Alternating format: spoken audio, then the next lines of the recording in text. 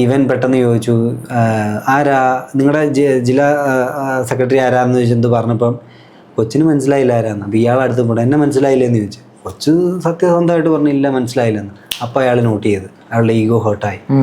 എന്നെ അറിയത്തില്ലെന്നോ, ഇവനെ അറിയാനായിട്ട്, ഇവൻ പൊന്നപ്പുറ എൻ്റെ വീടിൻ്റെ അടുത്ത് എവിടെയാണെന്ന് പറയുന്നത് കേട്ട് എൻ്റെ ചുറ്റിനുള്ളവരോട് ചോദിച്ചാൽ പോലും ഇവൻ ആരാന്നറിയത്തില്ല. ഇവൻ എന്ത് ചെയ്ത് ആ കൊച്ചിൻ്റെ ഫോം എടുത്ത് മാറ്റിക്കളഞ്ഞു. ഈ കളരിപ്പയറ്റിൻ്റെ ഉന്നമനത്തിന് വേണ്ടി അല്ല, എന്നെ മുന്നോട്ട് നയിക്കാൻ വേണ്ടിയിട്ടാണ് ഒരു കൂട്ടായ്മ അല്ലെങ്കിൽ ഒരു അസോസിയേഷൻ വേണ്ടത്. അതിന് കേപ്പബിളായിട്ടുള്ള കാലിബറായിട്ടുള്ള ആൾക്കാർ വന്നാൽ മാത്രമാണ് അതിന് നേട്ടം. ഇത് ചില ആൾക്കാർ മാത്രം അവരുടെ ഒരു കുടുംബ സ്വത്ത് പോലാണ് അവർ. ഈ നമ്മുടെ മോഹൻലാലിൻ്റെ ഒരു പിക്ചറിൽ പറയുന്ന പോലെ ആരാണ് നിങ്ങളുടെ ട്രസ്റ്റിലെ അംഗങ്ങളെന്ന് പറയുമ്പോൾ ഞാനും എൻ്റെ അനിയനും പിന്നെ അച്ഛമ്മങ്ങൾ സുഭദ്ര എന്ന് പറഞ്ഞ പോലെയാണ് ഇവരുടെ കാര്യം. ഇവർക്ക് സ്റ്റേറ്റിലെങ്ങാണ്ട് മെഡൽ കിട്ടിയിട്ടുള്ള പിള്ളേരാണ്. അപ്പോൾ ഇയാൾ കാരണം കൊണ്ടെന്ന് പറ്റുന്നു, ഇവിടുന്ന് ഒരു കുട്ടിയും പൊങ്ങി വരത്തില്ല. ഒരുത്തൻ മുടി വെട്ടിയതിൻ്റെ പേരിൽ, ഒരുത്തൻ ഡ്രസ്സ് ഇട്ടത് ശരിയല്ല എന്നും പറഞ്ഞ പേരിൽ. അല്ല, ഇയാളാരെ ഇതൊക്കെ ഡിസൈഡ് ചെയ്യാനായിട്ട്? ഒന്നാമത്തെ കാര്യം, ഇപ്പം നമുക്കത് പേഴ്സണലായിട്ട് കൊള്ളാൻ കാരണം എന്ന് വെച്ച് കഴിഞ്ഞാൽ ഇനി ആരെ മത്സരിപ്പിക്കത്തില്ല എന്ന്. അത് അയാൾ പറയാൻ അയാൾ എന്താണ് അവകാശം? ഇപ്പം ഞാൻ മറ്റൊരു സംഘടനയിൽ പ്രവർത്തിക്കുന്നുണ്ടോ? ഇല്ല. ഈ സംഘടനയ്ക്ക് പോകുന്നുണ്ടോ? ഇല്ല. ഞാൻ ഇപ്പോഴും പറഞ്ഞെന്തോ, ഞാൻ സംഘടനയ്ക്കല്ല എതിരെ. ഈ സംഘടനയിൽ നിന്നുകൊണ്ട് ഈ കുട്ടികൾക്കെതിരെ കാണിക്കുന്ന നീതി നിഷേധത്തിനെതിരെയാണ് ഞങ്ങൾ സംസാരിക്കുന്നത്. നമ്മുടെ പുന്നപ്രയിൽ ഒരു കുട്ടി പഠിക്കാൻ വന്നു. അപ്പം പറയുന്നത് എൻ്റെ മകനെ പഠിപ്പിക്കണമെന്ന്, ആരോട് പഠിപ്പിക്കണമെന്ന്, മക്കളെ പഠിപ്പിക്കണമെന്ന് പറഞ്ഞു ഇയാളുടെ പുറകെ ഇയാൾ കളരിയാന്ന് പറഞ്ഞുകൊണ്ട് പുറകെ കിടക്കും. അപ്പം എൻ്റെ കളരി പൊളിച്ചിട്ടേക്ക് ഓടും, ഞാൻ കെട്ടിക്കഴിഞ്ഞോണ്ട് അറിയിക്കാം. 10 കൊല്ലമായിട്ട് കെട്ടിയിട്ടില്ല. അതിൻ്റെ അർത്ഥം എന്ന് വെച്ചാൽ കളരി കെട്ടിയിട്ട് കാര്യമില്ല, പഠിപ്പിക്കാൻ എന്തെങ്കിലും വേണ്ടേ? ഇയാൾക്ക് കളരി അറിയില്ല. ഇപ്പം ഈ പൊന്നിയത്തങ്കം, കടത്തനാട്ടങ്കം എന്നൊക്കെ പറഞ്ഞ് ഹിസ്റ്റോറിക്കലായിട്ടുള്ള വടക്കൻ പാട്ടുകളിൽ വരുന്ന, അതിൽ ഗവൺമെൻറ് നടത്തുന്നതാണ്, ഗവൺമെൻറ് ആയിട്ട് നടത്തുന്നതാണ്. ഇവരാരെയല്ല വിളിക്കുന്നത്. ഇവിടുന്ന് വേറൊരാളെയും വിളിച്ചിട്ടുണ്ടായിരുന്നു, പ്രകാശ് പണിക്കർ എന്ന്. അദ്ദേഹം എൻ്റെ കീഴിൽ പഠിച്ചതാ. മനസ്സിലായോ? ഒരുവിധപ്പെട്ട ആശാന്മാർ പോലും താങ്കളുടെ കീഴിൽ പഠിച്ചിട്ടുള്ളവരാണ്. ഈ അസോസിയേഷനിൽ ഇപ്പോൾ ചെയ്യുന്നവരെല്ലാവരും പല കാര്യങ്ങളും ഞാൻ പഠിപ്പിച്ച കാര്യങ്ങളാണ് ചെയ്യുന്നത്.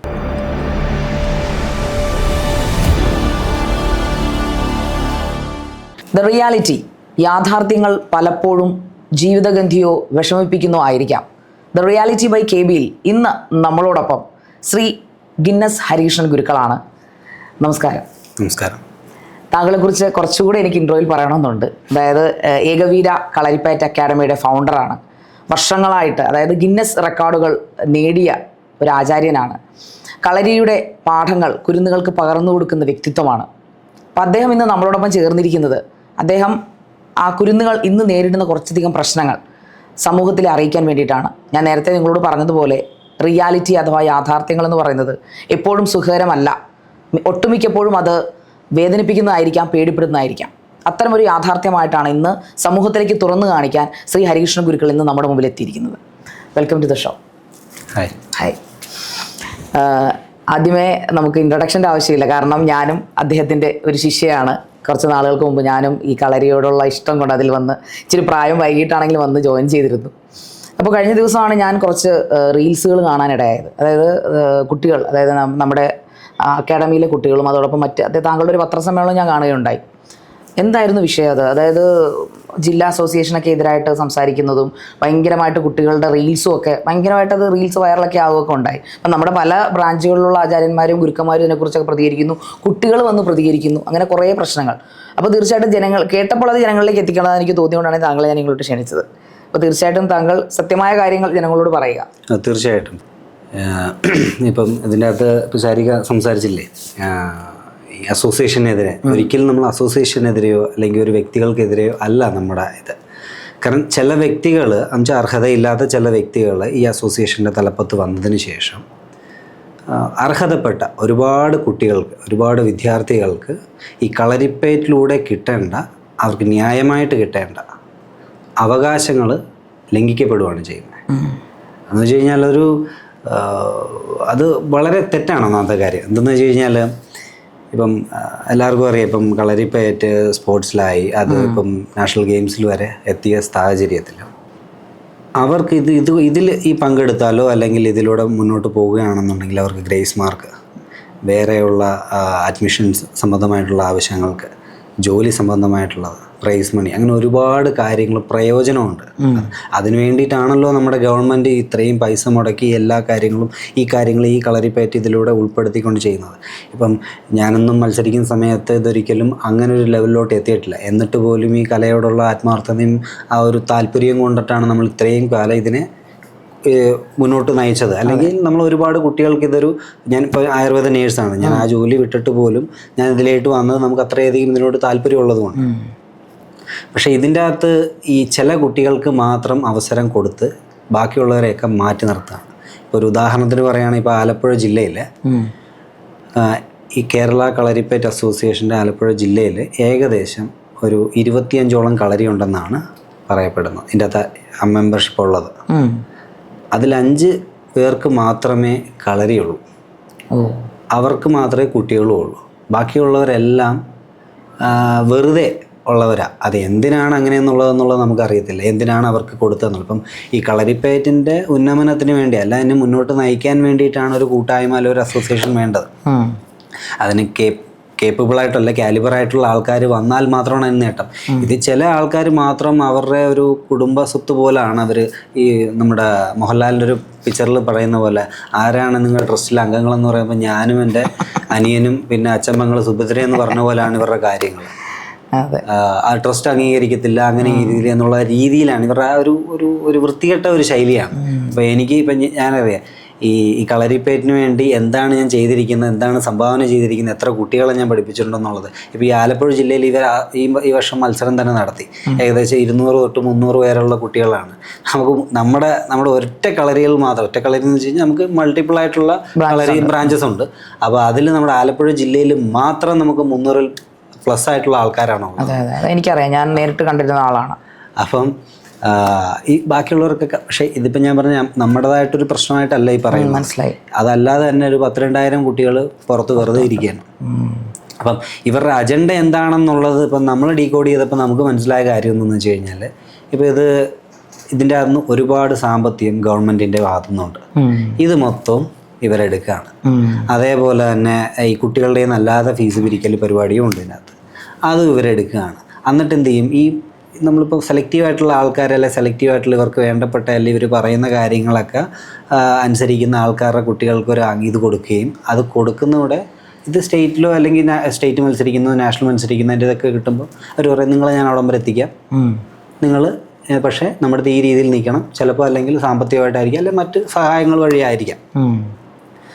അങ്ങനെ ഒരു ചെറിയ ഒരാൾക്കാരിലേക്ക് ഇതിലെ അങ്ങ് ഒതുക്കി വെച്ചിരിക്കുകയാണ്. ഇത് കല വളരണമെന്നുണ്ടെങ്കിൽ എല്ലാ കുട്ടികൾക്കും ഒരേ രീതിയിൽ തീർച്ചയായിട്ടും അവസരം ലഭിക്കണം. ഇതിപ്പം ഈ അസോസിയേഷൻ്റെ നമുക്ക് തരാത്തതിൻ്റെ റീസൺ പറയുന്നത് മെമ്പർഷിപ്പ് ഇല്ലാത്തതുകൊണ്ടാണ്. അന്ന് മെമ്പർഷിപ്പ് ഇതാ എന്ന് പറഞ്ഞാൽ നമ്മൾ അപേക്ഷ വെച്ചപ്പോൾ അവർ പറയുന്നത് മെമ്പർഷിപ്പ് എടുക്കണമെന്നുണ്ടെങ്കിൽ 30 വയസ്സാകണമെന്ന്. അങ്ങനെ 7 കൊല്ലം ഞാൻ വെയിറ്റ് ചെയ്തു. 7 കൊല്ലം. പക്ഷെ അതിനുമുമ്പ് പല പ്രാവശ്യം നമ്മൾ പലരെയും കൊണ്ട് സംസാരിപ്പിക്കുന്നുണ്ട്. ശരി, ഇപ്പം പ്രായം കുറവിൻ്റെ പേരിൽ എന്തിനു മാറ്റി നിർത്തണം? ഇപ്പം നമുക്ക് മെമ്പർഷിപ്പ് വേണ്ട, പക്ഷെ നമ്മുടെ കുട്ടികളെ മത്സരിപ്പിക്കാമല്ലോ. ഈ കളരിക്കൊരു പ്രായമുണ്ടോ? അങ്ങനെയില്ല. അങ്ങനെയാണെങ്കിൽ ആ 90 വയസ്സുള്ളവർക്ക് കളരി അറിയത്തില്ല, പക്ഷെ അവർ മെമ്പർഷിപ്പ് കൊടുക്കണമെന്ന് പറഞ്ഞാൽ കൊടുക്കും. അപ്പോൾ എന്തിൻ്റെ മാനദണ്ഡമാണ്? അറിവിൻ്റെയും വിദ്യയുടെ ആ പഠിച്ചിട്ടുള്ള ഇതിൻ്റെ വെച്ചിട്ടെല്ലാം ഇത് ചെയ്യേണ്ടത്. ഇപ്പം ഞാനെന്ന് പറഞ്ഞാൽ തെക്കൻ, വടക്കൻ, മധ്യ കേരളം, ഉള്ളതാണ് ലഹളമറ, ഈ 4 സമ്പ്രദായങ്ങൾ മനസ്സിലാക്കിയൊരു വ്യക്തിയാണ്. എല്ലാം പഠിച്ചു തെളിഞ്ഞെന്നുള്ളതല്ല പറയുന്നത്, മനസ്സിലാക്കിയൊരു വ്യക്തിയാണ്. അതിലേതൊക്കെ സമ്പ്രദായങ്ങൾ എങ്ങനെയൊക്കെ, ഇപ്പോൾ വടക്കന് തന്നെ അറപ്പക്കൈ, പിള്ളതാങ്ങി, വട്ടയന്തിരിപ്പ്, ചൂരക്കുടി, കടത്തനാടൻ, അങ്ങനെ ഒരുപാട് സമ്പ്രദായങ്ങളുണ്ട്. ഇതിനെക്കുറിച്ചുള്ള ഇവരൊന്നും കേട്ടുപോലും കാണത്തില്ല. ഞങ്ങൾ ജില്ലാ ചാമ്പ്യൻഷിപ്പിന് പോയി സെക്രട്ടറിയോട് ചോദിച്ചപ്പോൾ ഏതാ സമ്പ്രദായം എന്ന് വെച്ചപ്പോൾ തിലകൻ്റെ മറ്റേ ഇതിൻ്റെ അകത്ത് പറയുന്നത് അതേപോലെ പറയുന്നത്. അയാൾക്ക് അറിയില്ല, കാരണം നമുക്കറിയാം അയാൾക്ക് അറിയത്തില്ലെന്ന്. കാരണം എന്താണെന്ന് വെച്ച് കഴിഞ്ഞാൽ അയാൾക്ക് അറിയില്ല. ഈ ഒരു നാഷണൽ വരെ പോകുന്ന റിക്രൂട്ട് ചെയ്യുന്ന ഒരു ചാമ്പ്യൻഷിപ്പിന് അല്ലെങ്കിൽ ഒരു സംഘടനയാണ്. അവർക്കൊരു ജില്ലാ ഓഫീസില്ല, ഒരു മെയിൽ ഐ ഡി ഇല്ല, അന്നെങ്കിൽ ഈ സ്ഥാനത്തിരിക്കുന്നവർക്ക് കൃത്യമായിട്ടൊരു അഡ്രസ്സ് ഇല്ല. ഇവരുടെയൊക്കെ വീട്ടിൽ പോയിട്ട് പോലും അത് വാടക കെട്ടിടമാണെന്നാണ് പറയുന്നത്, അയാൾ അവിടെ ഇല്ലെന്ന്. നമ്മളപ്പോൾ ആരെടുത്ത് പോയി മെമ്പർഷിപ്പ് വെക്കും? മെമ്പർഷിപ്പിന് വേണ്ടിയിട്ട് അപേക്ഷ വെക്കും. അപ്പോൾ ഇവർ സമ്മതിക്കുന്നില്ല. ഇപ്പം ഞാൻ ഈ പറഞ്ഞു വന്നതെന്ന് വെച്ചാൽ 30 വയസ്സായപ്പോൾ എന്നാൽ പോട്ടെ 30, എന്നാലും എനിക്കൊരു ഡൗട്ട് ഉണ്ടായിരുന്നു. കാരണം എൻ്റെ ആശാനാണ് ആദ്യമായിട്ട് ഈ അസോസിയേഷൻ ആലപ്പുഴ ജില്ലയിൽ കൊണ്ടുവരുന്നത്. അന്ന് അദ്ദേഹത്തിന് ഇങ്ങോട്ട് 21 or 20 വയസ്സെങ്ങണ്ടേ ഉള്ളൂ. 1992 അദ്ദേഹത്തിന് ഇത് കിട്ടുന്നത്. അദ്ദേഹത്തിന് ഇപ്പോൾ 50 വയസ്സേ ഉള്ളൂ. അപ്പോൾ ആ പ്രായം അറിയാൻ മനസ്സിലാവില്ല. എങ്ങനെ ആയാലും 30 ഇല്ല 25 അപ്പോൾ ആ സമയത്ത് കൊടുക്കാമെങ്കിൽ എന്തുകൊണ്ട് നമുക്ക് ഈ തന്നുകൂടാ? ഏറ്റവും കൂടുതൽ കുട്ടികൾ പഠിക്കുന്നതാണ്. ഇപ്പം ജില്ലാതലത്തിൽ മാത്രമല്ല നമ്മൾ അറിയപ്പെടുന്നത്, രാജ്യത്തിന്റെ പല ഭാഗങ്ങളിലും എൻ്റെ വിദ്യാർത്ഥികൾ ക്ലാസ് ഇട്ടിട്ടുണ്ട്. തീർച്ചയായിട്ടും അവർക്കെല്ലാം ഈ അസോസിയേഷൻ മെമ്പർഷിപ്പ് ഉണ്ട്. അതാണ് രസകരമായിട്ടുള്ള കാര്യം. അവരെ പഠിപ്പിച്ച് എനിക്കില്ല. അതാണ് മനസ്സിലായോ? അപ്പൊ ഇതിലൊരു വ്യക്തിവൈര എന്താണ് ഈ പറയുന്ന ബാബുരാജ്? ഞാൻ ഈ റീല് കണ്ടിട്ട് ഇതിനെക്കുറിച്ചൊന്ന് അന്വേഷിച്ചപ്പോൾ ഞാൻ ഈ താങ്കൾ പറയുന്ന പോലെ, ആചാര്യൻ പറയുന്ന പോലെ നമ്മൾ നെറ്റിൽ അടിച്ചു നോക്കി. ആകെ കൂടെ ഈ പറഞ്ഞ പോലെ ശരിയാണ്, അവർക്ക് കെട്ടിടം ഉണ്ടാകാൻ സാധ്യതയില്ല. പുള്ളിക്കാരന്റെ നമ്പറും വേറൊരു മനുഷ്യന്റെ നമ്പറും കൂടെ അതിനകത്ത് കൊടുത്തിട്ടുണ്ട്. ഇവരുടെ രണ്ടുപേരുടെ നമ്പർ മാത്രമേ അതിനകത്തുള്ളൂ. വേറൊരു സാധനം വെബ്സൈറ്റില്ല. മറിച്ച് താങ്കളുടെ ഏകവീരയുടെ വെബ്സൈറ്റിൽ കയറണമെങ്കിൽ എന്തെല്ലാം കാര്യങ്ങൾ നമുക്ക് പഠിക്കാം. ഞാനിത് താങ്കളെ ഈ പ്രമോ കൊടുക്കുമല്ല, പക്ഷേ നമ്മളുള്ള കാര്യങ്ങൾ പറയണമല്ലോ. കാരണം കളരി എന്ന് അടിച്ചു നോക്കുമ്പോൾ 1 ഓഫ് ദി ബെസ്റ്റ് എന്ന് എഴുതി വരുന്നത് താങ്കളുടെ പേരാണ്. അപ്പോൾ അതിനെക്കുറിച്ച് അറിവുള്ള ഒരു മനുഷ്യനെ അംഗീകരിക്കത്തില്ലെങ്കിൽ പിന്നെ ആരെയാണ് ഇവർ അംഗീകരിക്കുക? ഇവിടുത്തെ ടൂറിസത്തിന്റെ സൈറ്റിൽ പോലും നമ്മുടെ പേരാണ് കിടക്കുന്നത്. അതെ അതെ, മനസ്സിലായി. ഇപ്പം അതുമാത്രമല്ല, ഗവൺമെൻറ് കണ്ടക്ട് ചെയ്യുന്ന ഹിസ്റ്റോറിക്കൽ പരിപാടിയിൽ പോലും ആലപ്പുഴയെ പ്രതിനിധീകരിച്ചുകൊണ്ട് നമ്മളെയാണ് ക്ഷണിക്കുന്നത്. ഇപ്പം ഈ പൊന്നിയത്തങ്കം, കടത്തനാട്ടങ്കം എന്നൊക്കെ പറഞ്ഞ് ഹിസ്റ്റോറിക്കലായിട്ടുള്ള വടക്കൻ പാട്ടുകളിൽ വരുന്ന അതിൽ ഗവൺമെൻറ് നടത്തുന്നതാണ്, ഗവൺമെൻറ് ആയിട്ട് നടത്തുന്നതാണ്. ഇവരാരെയും അല്ല വിളിക്കുന്നത്. ഇവിടുന്ന് വേറൊരാളെയും വിളിച്ചിട്ടുണ്ടായിരുന്നു, പ്രകാശ് പണിക്കർ എന്ന്. അദ്ദേഹം എൻ്റെ കീഴിൽ പഠിച്ചതാ. മനസ്സിലായോ? ഒരുവിധപ്പെട്ട ആശാന്മാർ പോലും താങ്കളുടെ കീഴിൽ പഠിച്ചിട്ടുള്ളവരാണ്. ഈ അസോസിയേഷനിൽ ഇപ്പോൾ ചെയ്യുന്നവരെല്ലാവരും പല കാര്യങ്ങളും ഞാൻ പഠിപ്പിച്ച കാര്യങ്ങളാണ് ചെയ്യുന്നത്. ഇതിൻ്റെ അകത്ത് ഈ ബാബുരാജ് എന്ന് പറഞ്ഞ വ്യക്തി, അയാൾക്ക് കളരി പോയിട്ട് എന്ന് പറഞ്ഞാൽ അറിയാത്തൊരു വ്യക്തിയാണ്. അയാൾക്ക് എങ്ങനെ ഈ ഗുരുക്കൾ സ്വയം പ്രഖ്യാപിത ഗുരുക്കളായിരിക്കും? ഇപ്പം ഞാൻ എൻ്റെ അന്വേഷണത്തിൽ എനിക്ക് മനസ്സിലായെന്ന് വെച്ചാൽ അയാൾക്ക് കളരി പോയിട്ട് ഒന്നുമല്ല. എല്ലാം വളരെ രസകരമാണ്. നമ്മുടെ പുന്നപ്രയിൽ ഒരു കുട്ടി പഠിക്കാൻ വന്നു. അപ്പം പറയുന്നത് എൻ്റെ മകനെ പഠിപ്പിക്കണമെന്ന്, ആരോട് പഠിപ്പിക്കണമെന്ന്, മക്കളെ പഠിപ്പിക്കണമെന്ന് പറഞ്ഞു. ഇയാളുടെ പുറകെ ഇയാൾ കളരിയാന്ന് പറഞ്ഞിട്ട് പുറകെ നടക്കും. അപ്പം എൻ്റെ കളരി പൊളിച്ചിട്ടേക്കോടോ, ഞാൻ കെട്ടിക്കഴിഞ്ഞോണ്ട് അറിയിക്കാം. 10 കൊല്ലമായിട്ട് കെട്ടിയിട്ടില്ല.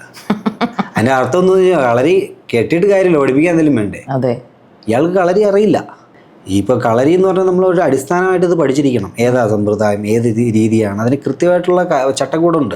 ഇതൊന്നും ഇവർക്കൊന്നും അറിയില്ല.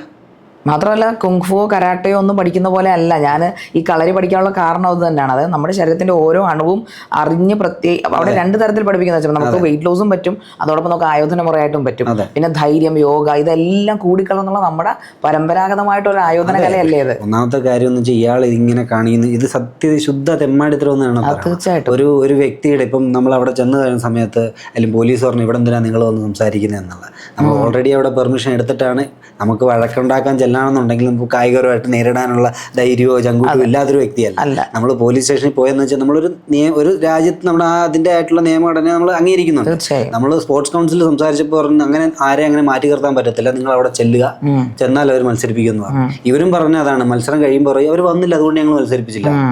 ഈ പ്രാവശ്യം പക്ഷെ ഞങ്ങൾ അവിടെ ചെന്ന് കഴിഞ്ഞപ്പോൾ അത് പോലീസിനെ നമ്മൾ ഇൻഫോം ചെയ്ത് നമ്മളൊരു വഴക്കുണ്ടാക്കാൻ ചെന്നതല്ല. അതുകൊണ്ടാണ് അവർക്ക് ഒന്നും പറയാൻ പറ്റാൻ. നമ്മൾ കുട്ടികളെ കൊണ്ടാണ് പരാതി കൊടുത്തത്. പക്ഷെ എന്തോ അത് മത്സരിപ്പിച്ചില്ല. അപ്പോൾ ഇല്ല, മത്സരിപ്പിക്കാൻ അത് സമ്മതിക്കത്തില്ല എന്ന് പറഞ്ഞു. അതിന്റെ എന്താ മാനദണ്ഡം? മാനദണ്ഡവന്മാർ പറയുന്ന എല്ലാം തെറ്റാണ്. ഒന്നാമത്തെ കാര്യം ഇവർ ബൈലോ പിടിച്ചോണ്ട് നിൽക്കുകയാണ്. ഈ ബൈലോ നമ്മൾ വിവരാവകാശം പിടിച്ചിട്ട് എടുത്തു കഴിഞ്ഞപ്പോൾ ഇങ്ങനെ ഒരു സംഭവം ഏജ് കാറ്റഗറിയേ ഇല്ല. അങ്ങനെ ഏജ് കാറ്റഗറി വെക്കുവാണെങ്കിൽ ആ ബൈലോ നമുക്ക് വാഷ് ചെയ്ത് കളയാൻ പറ്റും, അതിന് നമുക്ക് ചലഞ്ച് ചെയ്യാൻ പറ്റും. 18 വയസ്സ് കഴിയണം ഒരു ഇതിന്റെ എടുക്കണമെന്നുണ്ടെങ്കിൽ അത് ചെയ്യാൻ പറ്റും. മത്സരിപ്പിക്കണമെങ്കിൽ ഇതൊന്നും ഇല്ല. പക്ഷേ ഇപ്പൊ ഞാൻ മറ്റൊരു സംഘടനയിൽ പ്രവർത്തിക്കുന്നുണ്ടോ? ഇല്ല. ഈ സംഘടനയ്ക്കെതിരെ പോകുന്നുണ്ടോ? ഇല്ല. ഞാൻ ഇപ്പോഴും പറഞ്ഞെന്തോ, ഞാൻ സംഘടനയ്ക്കല്ല എതിരെ. ഈ സംഘടനയിൽ നിന്നുകൊണ്ട് ഈ കുട്ടികൾക്കെതിരെ കാണിക്കുന്ന നീതി നിഷേധത്തിനെതിരെയാണ് ഞങ്ങൾ സംസാരിക്കുന്നത്. ഇപ്പോൾ ബാക്കി ആൾക്കാർ എന്തുകൊണ്ട് ഇദ്ദേഹത്തെ കണ്ട് പേടിക്കുന്നു, അല്ലെ ഇവർ ഒരു ഇതിനെ കണ്ട് പേടിക്കുന്നു എന്ന് എനിക്കറിയത്തില്ല. എന്നെ സംബന്ധിച്ചിടത്തോളം എനിക്ക് ഇവരെ ആരെയും പേടിയില്ല. നമ്മൾ ഇതിനെ ഭയപ്പെടേണ്ട ആവശ്യമില്ല. നമ്മൾ ന്യായത്തിന്റെ എതിരെ സംസാരിക്കുമ്പോൾ ആരെയാണ് ഭയപ്പെടേണ്ടത്? താങ്കൾ ന്യായത്തിനൊപ്പം സംസാരിക്കുമ്പോൾ ഒരു മനുഷ്യനെ പേടിക്കേണ്ട ആവശ്യമില്ല. അതുകൊണ്ടാണ് താങ്കളെ ധൈര്യപൂർവ്വം ഞാനും കൂടി കൊണ്ടുവിടുന്നത്. എനിക്കൊരു പേടിയില്ലേ എന്തിനാ പേടിക്കേണ്ട ആവശ്യം? അത് മാത്രമല്ല, പുള്ളിയെക്കുറിച്ച് ഞാൻ നെറ്റിലൊക്കെ അടിച്ചു നോക്കി. ഈ ബാബുരാജ് എന്ന വ്യക്തി എന്താണ്, ഇയാൾ വലിയ അങ്ങിരിക്കുന്ന വല്ല ആളാണോ എന്ന് പറഞ്ഞിട്ട് ഒരു സാധനം ഒന്നുമില്ല പുള്ളിക്ക്. പുള്ളി എന്ത് കണ്ടിട്ടാണ് ഇത്രയും മനോഹരമായി നമ്മൾ ഇപ്പം ഞാൻ അവിടെ വന്ന് ചേരുമ്പോൾ എനിക്ക് സ്വന്തം എക്സ്പീരിയൻസ് ഉള്ള എനിക്ക് ഇവിടെ സംസാരിക്കാൻ പറ്റും. കാരണം എന്നോട് അവിടെ നിന്നുള്ള ആൾക്കാർ, അല്ലെങ്കിൽ ആശാൻ എന്ന, അല്ലെങ്കിൽ തങ്ങളുടേതായിട്ടുള്ള ശിഷ്യന്മാർ എന്നോട് പറഞ്ഞത്, വരുമ്പോൾ കുളിച്ച് വൃത്തിയായി ശുദ്ധമായി നിങ്ങൾ ആ ബഹുമാനത്തോടു കൂടി വരിക, രാവിലെ ഇത്ര മണിക്ക് കൃത്യമായിട്ട് എത്തിയിരിക്കണം, സമയക്രമം പാലിച്ചിരിക്കണം, ഇതെല്ലാം അവിടെ പാലിച്ചിരിക്കണം. അതുമാത്രമല്ല, അതൊരു എന്താ പറയുക, നമ്മൾ അമ്പലമോ അല്ലെങ്കിൽ ഒരു പൂജ ചെയ്ത പോലത്തെ അത്രയും താത്വികമായിട്ട് നമ്മൾ ചെയ്യുന്നൊരു സംഭവമാണ് കളരി എന്ന് പറയുന്നത്. ഞാൻ ആദ്യമായിട്ടാണ് ഒരു കളരിത്തറയിൽ എത്തുന്നത്. നമ്മൾ അവിടെ അറിയാതെ തൊഴുതു പോകും. ഞാൻ എൻ്റെ ഈ ഹിന്ദു ആയതുകൊണ്ട് പറയുമല്ല, പക്ഷേ ഏതൊരു ജാതിക്കപ്പുറം നമ്മൾ ആ ഒരു കലയെ പൂജിക്കേണ്ട ഒരു കലയാണത്. അതിനെ ഇങ്ങനെ മ്ലേച്ഛകരമായിട്ട് അറിവില്ലാത്ത ഒരാളുടെ കയ്യിൽ കൊടുത്തിട്ട് കുരങ്ങൻ്റെ പൂമാല കൊടുത്ത പോലെ ആയിട്ടാണ് എനിക്ക് ഇതിനെക്കുറിച്ചുള്ള ആരോപണങ്ങൾ വന്നപ്പോൾ തോന്നിയത്. പുള്ളി പറയുന്നതൊക്കെ എന്തൊക്കെയാണ്. അപ്പോൾ അതിൻ്റെ ഇടയ്ക്ക് ഇയാൾ പറഞ്ഞ കുറേ ഒരു നമ്മുടെ എനിക്ക് തോന്നുന്നു വിഷ്ണു ആശാനാന്ന് തോന്നുന്നു പുള്ളി പറഞ്ഞിരിക്കുന്നത് കുറേ ഇയാളുടെ കോൾ റെക്കോർഡ്സും കാര്യം ഇതൊക്കെ ജനങ്ങൾ അറിയണം ആശാനെ. അതാണ് ഞാൻ പേഴ്സണലായിട്ട് അയച്ചു തരാം. എന്നിട്ട് ഇത്ര മ്ലേച്ഛകരമായിട്ടാണ് പുള്ളി സംസാരിക്കുന്നത്. ഭയങ്കര മോശമാണ്. അയാൾ എല്ലാവരോടും അങ്ങനെയാണ്, ഒരു ധിക്കാരപരമായിട്ടാണ് ചെയ്യുന്നത്. പക്ഷെ ഇപ്പൊ ശരിയായിട്ടുള്ള ആൾക്കാരുടെ അടുത്ത് അയാൾ ഇതുവരെ സംസാരിച്ചിട്ടില്ല. അയാളുടെ ലൈഫിൽ ചെയ്ത ഏറ്റവും വലിയ തെറ്റാണ്, ഏറ്റവും വലിയ അബദ്ധം. അത് കൃത്യമായിട്ട് എത്തിയല്ലോ. ഇപ്പൊ എന്ന് വെച്ച് കഴിഞ്ഞാൽ ആളും തരവ് അറിഞ്ഞിട്ട് കളിക്കണമായിരുന്നു. ഒന്നാമത്തെ കാര്യം ഇപ്പൊ നമുക്കത് പേഴ്സണലായിട്ട് കൊള്ളാൻ കാരണം എന്ന് വെച്ച് കഴിഞ്ഞാൽ ഇനി ആരെയും മത്സരിപ്പിക്കത്തില്ല എന്ന്. അത് അയാൾ പറയാൻ അയാൾ എന്താണ് അവകാശം? അതെ, അയാൾ ഇപ്പം എനിക്ക് പേഴ്സണലായിട്ട് ഉണ്ടായ ഒരു വിഷമം എന്ന് പറയുന്നത്, ഇത് ഞാൻ പേഴ്സണലായിട്ടല്ല എടുക്കുന്നത്, പക്ഷെ എനിക്ക് ഉണ്ടായ ഒരു വിഷമം, ഒരു കുട്ടി എൻ്റെ അടുത്ത് വന്ന് ചോദിച്ചതാണ്, ആശാനെ ഞാൻ ഈ കളരി പഠിച്ചു പോയത് കൊണ്ടാണോ എനിക്കിത് വന്നതെന്ന്. ഞാൻ പറഞ്ഞു, മക്കൾ ഒരു കാര്യം ചെയ്യ്, ഇവർ അസോസിയേഷനിൽ അംഗത്വമുള്ള കളരി ഉണ്ടല്ലോ, അവിടെ പോയി ചേര്. അല്ല അപ്പോൾ ആര് പഠിപ്പിക്കുമോ ആശാനെ? കളരി പഠിക്കണ്ടേ? അത് കാര്യം ഇവർക്ക് കളരിയില്ല. പറഞ്ഞു മനസ്സിലായി. അപ്പൊ മത്സരിക്കണമെങ്കിൽ ഈ പറഞ്ഞ പോയി നിന്നാൽ പോരല്ലോ, കളരി പഠിച്ചിരിക്കണം, കളരി ചെയ്യണ്ടേ, ഇത് സാധനം കാണിക്കണമല്ലോ. കാണിക്കണം. ആ മത്സരത്തിന്റെ വീഡിയോ ഒക്കെ ഒന്ന് എടുത്ത് കാണണം, അപ്പം മനസ്സിലാവും. കാരണം എന്താണെന്ന് വെച്ച് കഴിഞ്ഞാൽ ഒരു ക്വാളിറ്റി ഇല്ലാത്ത ആൾക്കാർക്ക് അവസരം കൊടുത്ത്, ഇപ്പം കുട്ടികൾക്ക് അവസരം കൊടുക്കുന്നതല്ല നമ്മുടെ പ്രശ്നം, എല്ലാ കുട്ടികൾക്കും അവസരം കൊടുക്കണമെന്ന് തന്നെയാണ് പറയുന്നത്. അതിൻ്റെ കൂട്ടത്തിൽ ഇവർക്കും കൊടുക്കണം. ഇപ്പം ഞാൻ പറയുന്നത് നമ്മുടെ കുട്ടികളെന്നുള്ളതല്ല, ബാക്കി ഒരുപാട് കളരികളുണ്ട് ഇവിടെ, അവരൊക്കെ കുട്ടികൾ മാറി നിൽക്കുകയാണ്. അപ്പം അവർ ആ കളരിയിൽ പഠിച്ചത് പോയതുകൊണ്ട് ഇവർക്ക് ഇത് കൊടുക്കത്തില്ല അല്ലെങ്കിൽ ഇത് ചെയ്യത്തില്ല എന്ന് പറയുന്നത് എന്താണ്? പിന്നെ എവിടെ പോയി പഠിക്കണം? ബാബുരാജൻ്റെ അടുത്തോ? ബാബുരാജ് കളരി പോയിട്ട് എന്താണെന്ന് അറിയത്തില്ലല്ലോ. അല്ല, ബാബുരാജനെ കളരിയില്ല, 10 വർഷമായിട്ട് പൊളിച്ചിരിക്കുകയല്ലേ പുള്ളി. പൊളിച്ചിരിക്കുകയെന്നൊക്കെ പുള്ളി കഥ പറയുന്നില്ല. ഇപ്പം ഞാൻ ഇപ്പോൾ പുള്ളി എന്താ വാടകയ്ക്കും കൊണ്ടാണ് താമസിക്കുന്നത്. അപ്പോൾ എവിടെയിട്ടാണ് പഠിപ്പിക്കുന്നത്, എവിടെയാണ് കളരി ഉള്ളതെന്നൊന്നും അറിയത്തില്ല. ഇപ്പം ഞാൻ ഇത് അറിഞ്ഞെന്ന് പറയാൻ നേരത്ത് ഇദ്ദേഹം നമ്മുടെ സംഘടന എങ്ങനെ വളർത്തിക്കൊണ്ട് വരണം, ഒരു അറിയാവുന്ന ഒരാളെ കൊണ്ടുവരണം എന്ന് പറഞ്ഞാണ് ഈ ബാബുരാജനെ ഇതിൻ്റെ അകത്തോട്ട് കൊണ്ടുവരുന്നത്. അയാൾ കൊണ്ടുവന്ന് ബാക്കിയുള്ള ആൾക്കാരെ മൊത്തം, ഇയാൾ ഇത്ര പ്രശ്നക്കാരാണെന്ന് ചോദിച്ചില്ലേ, അതിലോട്ടാണ് ഞാൻ വരുന്നത്. ഇയാളെന്ത് ചെയ്ത് നൈസായിട്ട് നിന്ന് ഇതിൻ്റെ സ്ഥാനത്ത് എഴുതിയിട്ട് ഇയാളെ കൊണ്ടുവന്ന ആൾക്കാരെയൊക്കെ ഇയാൾ ഓരോന്നൊക്കെ പറഞ്ഞ് ട്രിഗർ ചെയ്ത് അവരങ്ങ് ചാടിപ്പോയി, അവർക്ക് ഇഷ്ടപ്പെടാതെ. സത്യത്തിൽ അവർ മണ്ടന്മാർ. എന്താണ് ഇതിൻ്റെ അകത്തും പോയി കഴിച്ചപ്പം നീർക്കോലിയായിരുന്നു മൂർഖനായി, മനസ്സിലായി. ആരുമില്ല ചോദ്യം ചെയ്യാൻ. എല്ലാം കിട്ടുന്ന പുള്ളിക്ക് അടപടലെടുക്കാം, പൈസ ആണല്ലോ. ഇതിൻ്റെ അകത്ത് എന്ത് കിട്ടുന്നു, അത് ആരെടുക്കുന്നു, അതൊന്നും നമ്മളെ ബാധിക്കുന്ന കേസിട്ടല്ല. നമ്മുടെ കുട്ടികൾക്ക് എന്നുവെച്ചാൽ ഈ പഠിക്കുന്ന ഓരോ കളരിപ്പയറ്റിലെ വിദ്യാർത്ഥികൾക്കും അവസരം കൊടുക്കുക. ജയോ തോൽവിയോ പോട്ടെ, അവസരം കൊടുക്കുക എന്നുള്ളതാണ്. ഇപ്പം പണ്ട് നടന്നൊരു കാര്യം ഞാൻ പറയാം. എൻ്റെ അടുത്ത് ഇയാൾ കാണിച്ചത്, ഇവിടുന്ന് ഞാൻ മത്സരത്തിൽ ഇറങ്ങി, അതാണ് ഞാൻ ലാസ്റ്റായിട്ട് ഇറങ്ങുന്ന മത്സരം. ഇവിടെ ഇറങ്ങി ജില്ലയിൽ ജയിച്ചു, സ്റ്റേറ്റിൽ പോയി, സ്റ്റേറ്റിൽ വാള്, അതേപോലെ ഉറുമി, വടി, ഈ 3നും ഫസ്റ്റ് കിട്ടിയിട്ടാണ് ഞാൻ ഇവിടെ വരുന്നത്. എൻ്റെ അറിവിൽ സീനിയർ കാറ്റഗറിയിൽ ആരും മേടിച്ചിട്ടില്ല. ഇപ്പം മേടിച്ചിട്ടുണ്ടോ എന്ന് എനിക്കറിയത്തില്ല. അങ്ങനെ ഉണ്ടെങ്കിൽ പോലും 10 കൊല്ലത്തിന് ശേഷം ആരും എന്തുകൊണ്ട് മേടിക്കാത്തതെന്ന് വെച്ചാൽ ഇവനെപ്പോലുള്ള സ്ഥാനത്തിരിക്കുന്നുണ്ട്, കയറി പോകുന്നില്ല. ഞാൻ വേറൊരു കുട്ടിയുടെ കണ്ടത്, നമ്മളുമായിട്ട് ബന്ധമുള്ള കളരിയല്ല, പക്ഷെ ആ മഹാദേവന അങ്ങനെ എന്തോ ഒരു പറഞ്ഞ പയ്യനെ കണ്ടിരുന്നു. അവൻ പറയുക അവൻ്റെ മുടി വെട്ടിയത് ഇയാൾക്ക് ഇഷ്ടപ്പെട്ടില്ല അന്നും പറഞ്ഞുകൊണ്ട് ഇയാള് അവനെ ഞാൻ ആ കോളേജിൽ വീഡിയോ കണ്ടു കേട്ടോ. ഞാനവർക്ക് നമ്മുടെ ആലപ്പുഴ ജില്ലയിൽ ഇത്രയും നന്നായിട്ട് ചെയ്യാൻ കേപ്പുള്ള കുട്ടികളുണ്ടോ എന്ന് പോലും നമുക്ക് സംശയമായിപ്പോയി. എന്തോ മെയ് വഴക്കം ചെയ്യുന്നൊക്കെ ഇവർക്ക് സ്റ്റേറ്റിലെങ്ങാണ്ട് മെഡൽ കിട്ടിയിട്ടുള്ള പിള്ളേരാണ്. അപ്പോൾ ഇയാൾ കാരണം കൊണ്ടെന്ന് പറ്റുന്നു, ഇവിടുന്ന് ഒരു കുട്ടിയും പൊങ്ങി വരത്തില്ല. ഒരുത്തൻ മുടി വെട്ടി എൻ്റെ പേരിൽ, ഒരുത്തൻ ഡ്രസ്സ് ഇട്ടത് ശരിയല്ല എന്നും പറഞ്ഞ പേരിൽ. അല്ല, ഇയാളാരെ ഇതൊക്കെ ഡിസൈഡ് ചെയ്യാനായിട്ട്? അവർക്ക് ഇഷ്ടമുള്ള വസ്ത്രം ധരിക്കുന്നതിന് അവർക്ക് എന്താണ്? മത്സരത്തിന് അവർ പറഞ്ഞിട്ടുള്ള നിയമപ്രകാരമുള്ള കാര്യം ചെയ്താൽ പോരെ. അതെ, അല്ലാതെ മുടി വെട്ടിയനൊക്കെ എന്താ പ്രശ്നം? എന്താ അവർ പുള്ളിയോടൊന്ന് പിന്നെ എല്ലാരും കൂടെ ചേർന്നിട്ട് ഞാൻ ഫോട്ടോ ഇടാൻ പറ്റുമെങ്കിൽ എന്താന്നുള്ളത് മനസ്സിലാവും, മുടിയുള്ള പ്രശ്നം എന്താണെന്നുള്ളത്. അയാളുടെ ഫോട്ടോ ഞാൻ കണ്ടത്, പുള്ളിക്ക് മുടി അധികം ഇല്ലെന്തോ, മുടിയൊന്നും അറിയില്ല. ഞാൻ കണ്ട ഒരു പ്രത്യേക രൂപത്തിലുള്ള ഒരു മെയ്വഴക്കൽ. സാധാരണ നമ്മളിപ്പോൾ കളരി ആശാന്മാരെയൊക്കെ കാണുമ്പോൾ നല്ല സ്റ്റൗട്ടായിട്ടുള്ള നല്ല ആരോഗ്യ ദൃഢഗാത്ര ആൾക്കാരാണ് അവിടെ പഠിക്കാൻ വരുന്നവരെല്ലാം. കാരണം വർഷങ്ങളായിട്ട് കളരി പരിശീലിക്കുന്നവരാണ്. ആശാനെ കാണുമ്പോൾ നമ്മളെ അറിയാം, നാവുകൊണ്ടാണ് പരിശീലിക്കുന്നത്. അതുകൊണ്ടാണല്ലോ 12 കൊല്ലം ഇയാൾ ജില്ലയിൽ സെക്രട്ടറി ആയിട്ടിരുന്നത്. അതിപ്പോൾ സ്റ്റേറ്റിലും ആയില്ലേ? ഇപ്പോൾ സ്റ്റേറ്റിൽ ഇപ്പം ജില്ലയിൽ ഇരിക്കാൻ പറ്റാത്തൊരു സ്ഥിതി വന്നപ്പോൾ, സ്ഥിതി എന്താണെന്ന് വെച്ച് കഴിഞ്ഞാൽ ഇത്രയും കൊല്ലം ഒരാൾക്ക് ഇരിക്കാൻ പറ്റാത്ത സ്ഥിതി വന്നപ്പോൾ, അല്ലെങ്കിൽ രണ്ടിടത്തും ഒരേപോലെ സ്ഥാനം വഹിക്കാൻ പറ്റാത്തത് കൊണ്ടാണ് ഇപ്പോൾ സ്റ്റേറ്റിൽ പോയത്. ഇയാളൊക്കെ എന്തിൻ്റെ മാനദണ്ഡത്തിലാണ് സത്യത്തിൽ ഈ കളരിപ്പയറ്റിൽ അസോസിയേഷൻ മെമ്പർഷിപ്പ് കൊടുത്തത്? പോട്ടെ എന്ന് വെക്കാം, ഈ ഇതിൻ്റെ സെക്രട്ടറി, ജോയിന്റ് സെക്രട്ടറി ഒക്കെ ആക്കുക എന്ന് പറയുന്നത് എന്തിൻ്റെ അടിസ്ഥാനത്തിലാണ്? ഇയാൾക്ക് എന്തറിയാം സത്യത്തില്? സത്യത്തിൽ ഇവർക്ക് ചോദ്യം ചെയ്യുന്നല്ല, ഇതിനൊരു കമ്മീഷൻ വെച്ചിട്ട് ഇതിനകത്ത് ആരൊക്കെയാണ് കളരി ഉള്ളത്, ആർക്കാണ് കളരി അറിയാവുന്നതിനെ കുറിച്ച് ഡീറ്റെയിൽ ആയിട്ട് ഒരു പഠനം നടത്തണം. കളരി അറിയാവുന്നവർ അതിൻ്റെ അകത്ത് നിന്നാ മതിയെന്നേ. അങ്ങനെയല്ലേ, അങ്ങനെയാണല്ലോ തീർച്ചയായിട്ടും വേണ്ടത്. അങ്ങനെയാണെങ്കിലല്ലേ ഇത് കളരി വളരത്തുള്ളൂ. അതെ, ഇതിപ്പോ ഈ ആയോധന കല അല്ലെങ്കിൽ പാരമ്പര്യമുള്ള കലയെ എന്തോ നശിപ്പിക്കുക, അതായത് ചുരുക്കി അവസാനം കുട്ടികളിൽ നിന്ന് കൊഴിഞ്ഞു പോകുമല്ലോ. സ്വഭാവമായിട്ട് അവർക്ക് പ്രത്യേകിച്ച് പ്രയോജനമൊന്നുമില്ല. അവർക്ക് പിന്നെ ആശാൻ പറഞ്ഞാൽ ആശാൻ അടിക്കാൻ പഠിക്കുന്ന കുട്ടികൾ, അത് പാഷനായിട്ട് എടുക്കുന്നവർ, നമുക്ക് ഇത് പഠിക്കണം എന്നുള്ള കുട്ടികൾ ഒഴിച്ചാൽ ബാക്കി ഈ പറയുന്ന പോലെ ഇത് യാതൊരു പ്രൊമോഷനും ഇല്ലാതെ ഇത് അവസാനിച്ചു പോകും. ഈ പറയുന്ന പോലെ ഗവൺമെന്റിന് ഇതിൽ ഒന്നും അറിയത്തില്ലെങ്കിൽ പിന്നെ ഇങ്ങനെയുള്ള മാർഗങ്ങളെ പറ്റത്തുള്ളൂ. ഗവൺമെന്റ് ഇടപെട്ട് ഇതിനൊരു പരിഹാരം ഉണ്ടാക്കിയില്ലെങ്കിൽ ഒരുപാട് കഴിവുള്ള കുട്ടികളാണ്. ഇപ്പോൾ സത്യത്തിൽ ഞാൻ ഒരു കാര്യം പറയട്ടെ, ഇപ്പൊ ഇതിന്റെ അകത്ത് മാർക്ക് കിട്ടി, ഒരാൾ ഉപരിപഠനത്തിന് പോയി, അടുത്ത സ്റ്റേജ് ആയിട്ട് അവർക്ക് ജോലി കിട്ടും. ഗവൺമെന്റ് ജോലി എന്ന് വെച്ചാൽ നമ്മുടെ ഇന്ത്യക്ക് വേണ്ടി, രാജ്യത്തിന് വേണ്ടി അവർ ജോലി ചെയ്ത് നമ്മുടെ രാജ്യത്തിനാണ് പുരോഗതി ഉണ്ടാകുന്നത്. ഇതിപ്പം ഒരു കൊച്ചിനെ നിറത്തിന്റെ പേരും പറഞ്ഞ് നിന്റെ മോന്തയ്ക്ക് ഇത് പഠിക്കണമെന്ന് പറഞ്ഞിട്ട് ആ കൊച്ചിനൊക്കെ മാനസികമായിട്ട് അത്രയധികം ബുദ്ധിമുട്ടുണ്ടായി. എന്നിട്ട് ലാസ്റ്റ് എന്ത് ചെയ്യണമെന്ന് എന്നോട് ചോദിച്ചപ്പോൾ ഞാൻ ഇപ്പം നമുക്ക് 3 കൺട്രിയിലാണ് ക്ലാസ് ഉള്ളത്, 25ഓളം ബ്രാഞ്ചുകളുണ്ട് ടോട്ടലായിട്ട്. ഒരു 1650 കുട്ടികളോളം പഠിക്കുന്നുണ്ട്. അംബാനിയുടെ സ്റ്റാഫ് വരെ എന്റെ കീഴിലാണ് പഠിക്കുന്നത് ഓൺലൈനിൽ. അങ്ങനെ ഒരുപാട് ഹൈ പ്രൊഫൈൽ ആയിട്ടുള്ള ആൾക്കാർ ഒരുപാടുണ്ട്. ഇപ്പം മലൈക്കോട്ടെ വാലിബൻ എന്നുള്ള മൂവിയിൽ എന്നെ ഡയറക്റ്റ് എടുക്കണം, എന്നെ ഒരു സ്ക്രീൻ ടെസ്റ്റ് പോലും ഇല്ലാതാണ് എടുത്തത്. ലിജോ ചേട്ടൻ അറിയാമല്ലോ എന്തുമാത്രം വീക്ഷണത്തിലാണ് ഒരാളെ സെലക്ട് ചെയ്യുന്നത്. ഒരു സ്ക്രീൻ ടെസ്റ്റ് പോലും ഇല്ലാതെ ഡയറക്റ്റ് എന്നെ എൻട്രി തരികയാണ്. അപ്പം ഒന്നുമില്ലാതെ ഒരാളെ കയറ്റത്തില്ല. ഇപ്പൊ ഞാൻ എന്നെ കുറിച്ച് ഇതായിട്ട് പറയുകയല്ല, പക്ഷേ എങ്കിലും നമുക്ക് അങ്ങനെ ഒരു അവസരം കിട്ടുന്നത് കഴിവുള്ളത് കൊണ്ടല്ലേ, കേപ്പബിൾ ഉള്ളതുകൊണ്ട്. ഇപ്പൊ മോഹൻലാലിനെ പോലുള്ള അത്രയും വലിയൊരു ആക്ടറിന്റെ മുന്നിൽ ഒരു സാധാരണക്കാരൻ എന്നുള്ളതല്ല, ഒരു ബിഗിനറായിട്ടുള്ള ഒരാളെ കൊണ്ട് നിർത്തത്തില്ല ഒരിക്കലും. മനസ്സിലായോ? അതും അത് ആയോധന കലയിൽ അധിഷ്ഠിതമായിട്ടുള്ള ഒരു പടം കൂടിയായിരുന്നു. അതെ, ഉറപ്പായിട്ടും വെറുതെ ഡമ്മി വെച്ച് കളിക്കാൻ പറ്റത്തില്ല.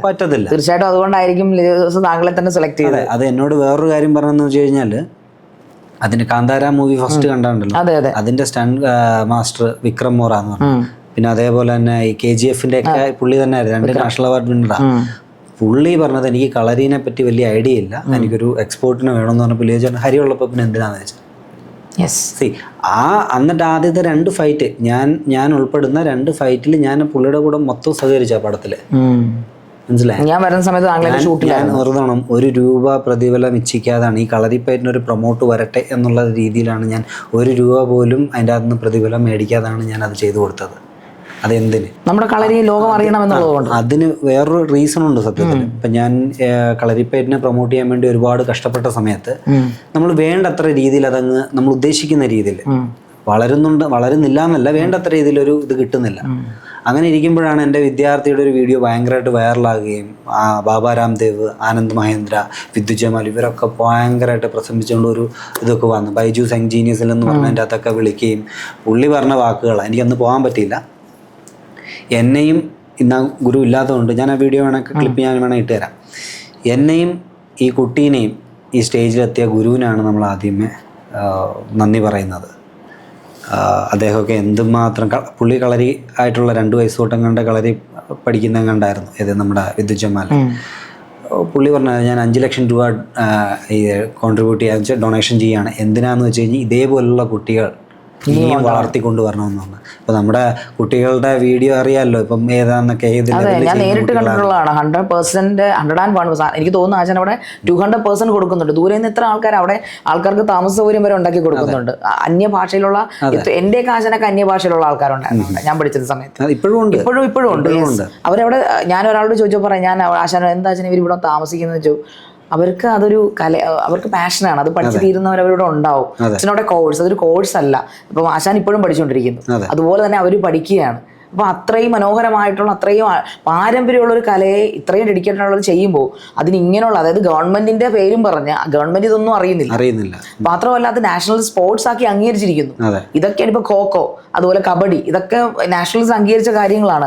അതിൽ ഇപ്പോൾ ആൾക്കാർ എക്സ്പേർട്ട് ആയിട്ട് പോയിട്ട് ഈ റെയിൽവേയിലും പോലീസിലും ഒക്കെ ഒരുപാട് കുട്ടികൾക്ക് ജോലി കിട്ടുന്നുണ്ട്. അപ്പോൾ കുട്ടികളുടെ ഫ്യൂച്ചറും കൂടാണ് അതിൽ ബിൽഡപ്പ് ചെയ്ത് വരുന്നത്. അപ്പോൾ തീർച്ചയായിട്ടും എനിക്ക് തോന്നി ബാബുരാജനെ പോലുള്ള രസംകൊല്ലികളും കുതികാൽ വെട്ടികളും ഇതിനകത്ത് ഇരിക്കുന്നത് ഉറപ്പായിട്ടും ഈ കലയെ നശിപ്പിക്കാനും കലയുടെ പേരിൽ ഒരുപാട് ഫണ്ട് വന്ന് മറിയുന്നുണ്ട്. ഇപ്പോൾ നാഷണൽ ഹെൽത്ത് മിഷൻ എന്നൊക്കെ പറഞ്ഞ പോലെ ഒരുപാട് ഫണ്ടുകൾ വന്ന് മറിയുന്നൊരു സാധനമാണ് കളരി എന്ന് പറയുന്നത്. കാരണം പുതുതായിട്ട് സ്പോർട്സിലേക്ക് ആക്കുവാണ്. അപ്പോൾ ഇത് എങ്ങനെയെങ്കിലും നമ്മുടേതാണ്, ഇന്ത്യയുടെ സാധനമാണിത്. അപ്പോൾ അത് പുറത്ത് കാണിക്കണമെന്ന് ഗവൺമെൻറ് ആഗ്രഹിക്കുന്നുണ്ട്. തീർച്ചയായിട്ടും താങ്കൾ ഇവിടെ വന്നത് വളരെ കറക്റ്റാണെന്നാണ് ഞാൻ പറയുന്നത്. കാരണം ഇത് ഗവൺമെന്റിലേക്ക് നാഷണൽ ലെവലിൽ എത്തണം ഈ പരാതികളെല്ലാം. ഇയാളെ ശ്രദ്ധിക്കണം ആൾക്കാർ. നാഷണൽ ലെവലിൽ നമ്മൾ ഇന്ത്യൻ പ്രസിഡന്റിനെ നമ്മൾ കംപ്ലൈന്റ് കൊടുത്തിട്ടുണ്ട്. അതേപോലെ തന്നെ പ്രൈം മിനിസ്റ്ററിനും പരാതി കൊടുത്തിട്ടുണ്ട്. നാഷണൽ സ്പോർട്സ് മിനിസ്റ്ററിന് നമ്മൾ കൊടുത്തിട്ടുണ്ട്. നമ്മുടെ CM-ന് കൊടുത്തിട്ടുണ്ട്. ഇവിടുത്തെ സ്പോർട്സ് മിനിസ്റ്ററിന് കൊടുത്തിട്ടുണ്ട്. എല്ലാവർക്കും കളക്ടറിന് കൊടുത്തിട്ടുണ്ട്.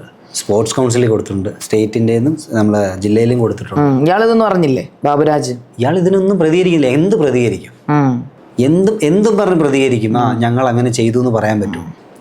ഇപ്പം പല രീതിയിലും കോംപ്രമൈസ് ചർച്ചയ്ക്ക് വിളിക്കുന്നു. നമുക്ക് കോംപ്രമൈസ് വേണ്ട. അയാൾ ഇളകി തുടങ്ങി. ഇത് ഇളകാതെ പറ്റത്തില്ലല്ലോ. ഇപ്പം ഈ പ്രസ് മീറ്റൊക്കെ എന്ന് പറയുന്ന നേരത്ത് ഇപ്പം എല്ലാവരും പറയും നിങ്ങൾക്ക് എവിടെ നിന്ന് കിട്ടി ഈ ധൈര്യം എന്ന്. നമുക്ക് ഇതിന് പ്രത്യേകിച്ച് ധൈര്യത്തിന്റെ ആവശ്യം എന്തിരിക്കുന്നു? സത്യം വിളിച്ച് പറയാം. അതെ, സത്യം വിളിച്ച് പറയുന്നത് താങ്കളൊരു എന്താ പറയുന്നത് കുലീനമായിട്ടുള്ള ഒരു ജോലിയാണ്, അല്ലെങ്കിൽ ഒരു ആചാര്യ ഒരു കലയാണ് ചെയ്യുന്നത്. അപ്പൊ അവിടെ സത്യമേ ഉള്ളൂ. സത്യത്തിന്റെ കലയാണ് കളരി എന്ന് പറയുന്നത്. ഈ ഞാൻ തെറ്റ് ചെയ്തിട്ടുണ്ടെങ്കിൽ ഞാൻ പേടിച്ചാൽ മതി. അതെ, ഇല്ലാതെ ഞാൻ പേടിക്കുന്നത് നമ്മുടെ ഇന്ത്യൻ നിയമത്തെയും അതേപോലെ ദൈവത്തെയും മാത്രമാണ്. അല്ലാതൊന്നും ഞാൻ മറ്റൊരു വ്യക്തി കാണിക്കുന്ന അവൻ ആരും ആയിക്കോട്ടെ, അവൻ നീതി നിഷേധം കാണിച്ചു കഴിഞ്ഞാൽ അത് ചോദ്യം ചെയ്യപ്പെടാനാണെങ്കിൽ നമ്മൾ ചെയ്യണം. അതെ, അതിന് പക്ഷേ ബാക്കിയുള്ളവരൊന്നും മുന്നോട്ട് വരാത്തത് കൊണ്ട് തന്നെയാണ് നമ്മൾ ഇതിന് തന്നെ ഇതൊരു റെവല്യൂഷൻ പോലെ തന്നെയാണ് നമ്മൾ വിചാരിച്ചിരിക്കുന്നത്. കാരണം ഇത് വൺസ് നമ്മൾ ഇറങ്ങിക്കഴിഞ്ഞാൽ ഇതിനൊരു പരിഹാരം ഉണ്ടാക്കിയിട്ടേ ഇനി അതിൻ്റെ അകത്ത് നമ്മൾ അടങ്ങത്തുള്ളൂ. അതിന് ബാബുരാജ് നീ ആരാണെന്ന് പറഞ്ഞാലും നമുക്ക് അതിൻ്റെ അകത്ത് പ്രശ്നമില്ല. നിന്നെക്കൊണ്ട് ചെയ്യാൻ പറ്റുന്ന എന്തും നീ ചെയ്തു. നമ്മൾ നിയമത്തിൽ അടിസ്ഥാനപ്പെടുത്തി തന്നെ നീ തെറ്റ് ചെയ്തിട്ടുണ്ടെങ്കിൽ ഇതിനെ നീ കാണിച്ചിട്ടുള്ള എല്ലാത്തിനും നിന്നെക്കൊണ്ട് ഉത്തരം പറയിച്ചേ നമ്മൾ വിടത്തുള്ളൂ. ഇവൻ ഈ കുട്ടികളെ മത്സരിപ്പിക്കത്തില്ല, അസോസിയേഷൻ മെമ്പർഷിപ്പ് ഉള്ളവർ. നമ്മളെന്ത് ചെയ്ത് ഈ ഒരു പെൺകുട്ടി ആരതി ബൈജു ആരതി എന്ന് പറഞ്ഞൊരു പെൺകുട്ടീനെ നമ്മൾ ഈ കോമ്പറ്റീഷൻ ഇറക്കി. അത് വേറൊരു കളരിയുടെ പേരിലാണ് ഇറക്കിയിരിക്കുന്നത്. ആ കൊച്ചി ജില്ലയിൽ ജയിച്ചു. സ്റ്റേറ്റിൽ പോയ സമയത്ത് പിടിച്ച് ഇവൻ പെട്ടെന്ന് ചോദിച്ചു ആരാ നിങ്ങളുടെ ജില്ലാ സെക്രട്ടറി ആരാന്ന് ചോദിച്ചെന്ത് പറഞ്ഞപ്പം കൊച്ചിന് മനസ്സിലായില്ല ആരാന്ന്. അപ്പോൾ ഇയാളടുത്ത് പോയിട്ട് എന്നെ മനസ്സിലായില്ലെന്ന് ചോദിച്ചു. കൊച്ചു സത്യസന്ധമായിട്ട് പറഞ്ഞില്ല മനസ്സിലായില്ലെന്ന്. അപ്പോൾ അയാൾ നോട്ട് ചെയ്ത് അയാളുടെ ഈഗോ ഹേർട്ടായി. എന്നെ അറിയത്തില്ലെന്നോ? ഇവനെ അറിയാനായിട്ട് ഇവൻ പൊന്നുപ്ര എൻ്റെ വീടിൻ്റെ അടുത്ത് എവിടെയാണെന്ന് പറയുന്നത് കേട്ട് എൻ്റെ ചുറ്റിനുള്ളവരോട് ചോദിച്ചാൽ പോലും ഇവൻ ആരാന്നറിയത്തില്ല. ഇവൻ എന്ത് ചെയ്ത് ആ കൊച്ചിൻ്റെ ഫോം എടുത്ത് മാറ്റിക്കളഞ്ഞു സ്റ്റേറ്റിൽ.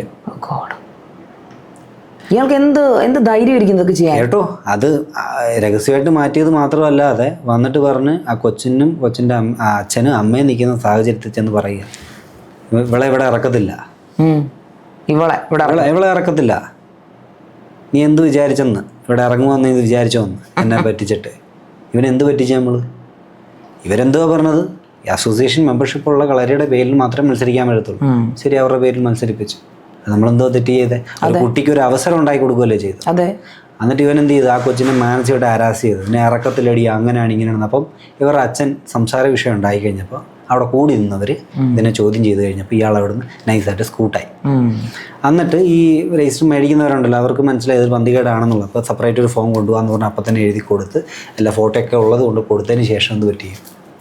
കൊച്ചു ഇറങ്ങാറായപ്പം എവിടുന്നോന്നറിയത്തില്ല ഇയാൾ ഓടി കയറി വന്നിട്ട് പറയാം നീ ഇവിടെ മത്സരിക്കുന്ന വെച്ചിട്ട് ഇവിടുന്ന് ഒരു പേപ്പർ കഷ്ണം പോലും നിനക്ക് കിട്ടത്തില്ല.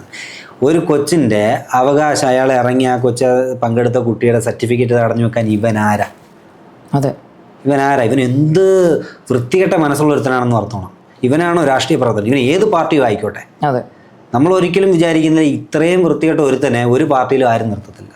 അതിന് BJP ആയാലും കമ്മ്യൂണിസ്റ്റ് ആയാലും കോൺഗ്രസ് ആയാലും ആരും തന്നെ നിർത്തത്തില്ല ഇവനെ പോലുള്ളവരെ. ഒന്നാമത്തെ കാര്യം എനിക്ക് തോന്നുന്നു ഇവരൊന്നും ഇത് കാര്യം അറിയുന്നില്ല. കാണിക്കുന്ന ഈ ശുദ്ധ തെണ്ടിത്തരമൊന്നും ആരും അറിയുന്നില്ല.